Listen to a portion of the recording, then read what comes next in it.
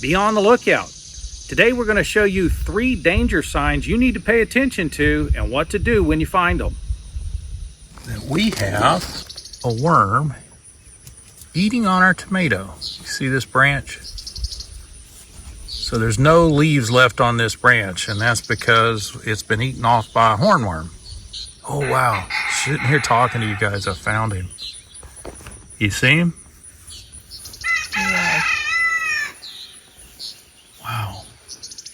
So Marty and I are just out in the garden doing what we do every morning. We're just having a look around, seeing what's going on and correcting anything that we find. Today we found 3 fairly interesting things. One of them was absolutely fascinating. Let's take a look at that one first. I think you're going to have fun with this. All right, one thing for y'all to watch in your own gardens, pay attention to little piles like this. And you can see that kind of looks like, oh, maybe a teeny tiny blackberry, but this is a squash leaf. There's another one. A whole collection of them down here. So what we're doing is kind of tracing these back up the stalks here. You can see all of these little indicators that we have a worm eating on our tomato. You see this branch? So there's no leaves left on this branch, and that's because it's been eaten off by a hornworm. And if we look in here closer, we can see other branches that have been completely denuded already. Judging by the size of the frass coming from this thing, this is going to be a gigantic worm. And it's hidden up here in this tomato, which is hidden inside of a squash, inside of a cucumber. So they can be really hard to find. And these things are, it's going to be large to leave a frass pellet that size. But it's perfectly camouflaged so that it fits right in with foliage. It's bright green. It's got some black on it. It's got some white spots on it. But all of that tricks the eye into not seeing it. Let me see if I can find this thing and I'll show you guys what it looks like. So I did check in with AI just to ask the question if the hornworms would feed on the cucumbers, which are just a standard curcubit. There's also squash in here, also curcubits. And it did say that yes, it would readily and willingly feed on the curcubits. I don't see any damage on the cucumber though. All of the damage I see is isolated to the tomato. So that's where I've been focusing. Oh, I got him. Oh, wow. Sitting here talking to you guys, I found him. You see him? Yeah. Wow. You see this guy? You can see just that one tiny little, what looks like an eye peeking out. I'm going to try to get this leaf out of the way so you can see him more clearly. I can move it. There he is. Oh, I see it. He's going to town too. Wow, that's a beauty, huh?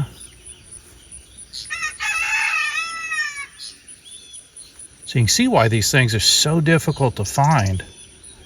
It blends right in, and if it hides behind a leaf like it is now, it just looks like a collection of highlights on leaf edges. You really can't pick it out. And this is a monster.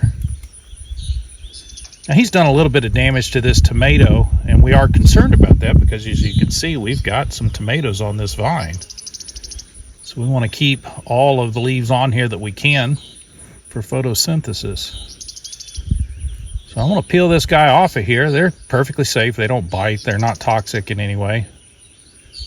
I'm just going to pull him off of here and feed him to the chickens. Hopefully they'll they'll have a good time pulling him apart. And we'll save this tomato plant for today. And they're here now, which means they are probably going to be back again tomorrow. So I'll have to be on the lookout for these guys. You got to be in your garden every day. Yeah, and Marty's right. You got to be in the garden every day. If you're not out here and you don't see this guy for 3 days, your tomato's completely gone. There will be nothing left of the leaves on it. Here's another unwanted pest, the cucumber beetle. This little guy will ravage your cucumbers if you don't find him and get rid of him. This is an adult, which means that on the underside of some leaves, we're probably going to find either some juveniles in the first or second instar, or some eggs. So, You can show them the bottom of, oh, you threw it in the bucket. yeah, I threw that one in the bucket. Let me see if we can find it though.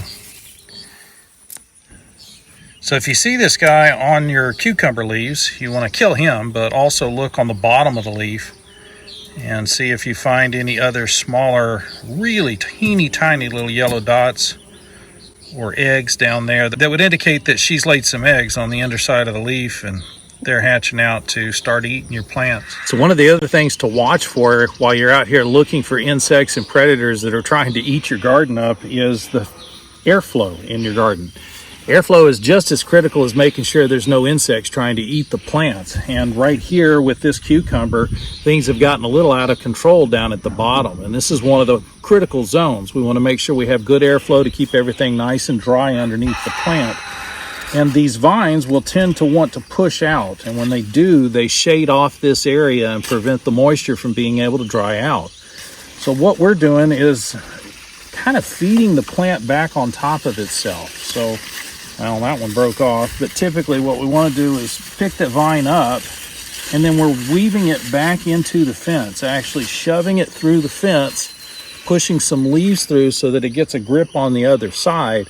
And this keeps everything growing vertically up through the trellis and opens up the bottom, as you can see from just that one little plant being pulled up. There's another one we can put this tip through. And so this allows not only the canopy to open up so that everything can dry out, but it also allows you to see what's going on. So you don't miss out on the harvest that might be hiding right under your nose. That's a perfect size cucumber right there. Sweet.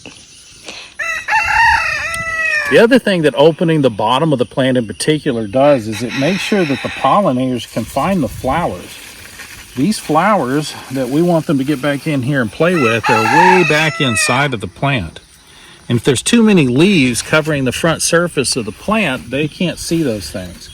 And so if we have some areas that are just not getting enough attention, we can just remove some of the leaves.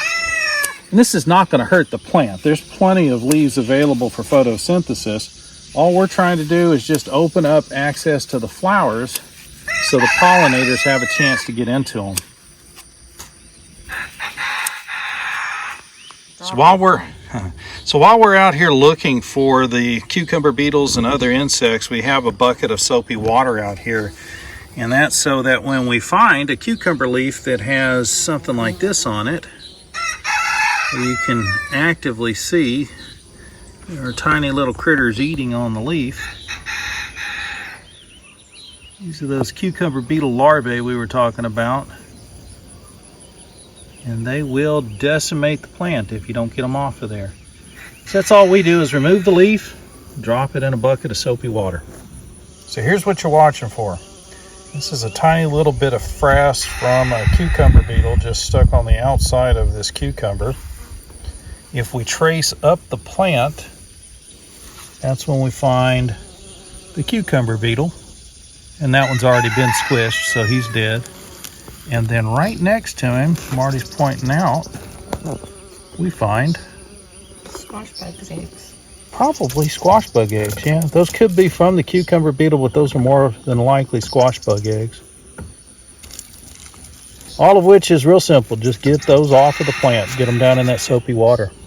So there you have it, 3 different dangers that you need to pay attention to and what you're looking for when you head out into your garden.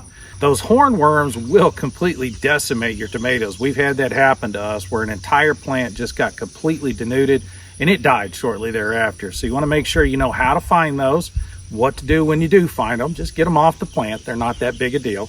Then we've got the cucumber beetles. You'll find those ladybug looking things running around on the surface of the leaf, but that's not the real danger. The real danger is going to be the eggs or the small larvae that are growing on the underside of the leaf. So you want to make sure that you follow the warning sign, find the real danger, and get that thing out of your garden. And then finally, we looked at the airflow. You got to make sure that you keep everything open. While you do want to make sure you water the garden and you get enough water on it, you don't want that moisture hovering down near the ground where the plants have kind of grown all their leaves. If you get that big pile of leaves on top of that moisture, you're encouraging fungal growth that is eventually going to kill the plant. So pay attention to those three things. Watch for the hornworms, watch for the cucumber beetles, and pay close attention to your airflow down underneath your plants, and you can have a successful garden. We do appreciate you joining us on the Return Homestead today. If you haven't subscribed to the channel yet, would you do us a favor and just take a moment to do that? While you've got the window open, hit the thumbs up icon to let the algorithm know you enjoyed the video. They'll share it out with more people. And we'll see you next time.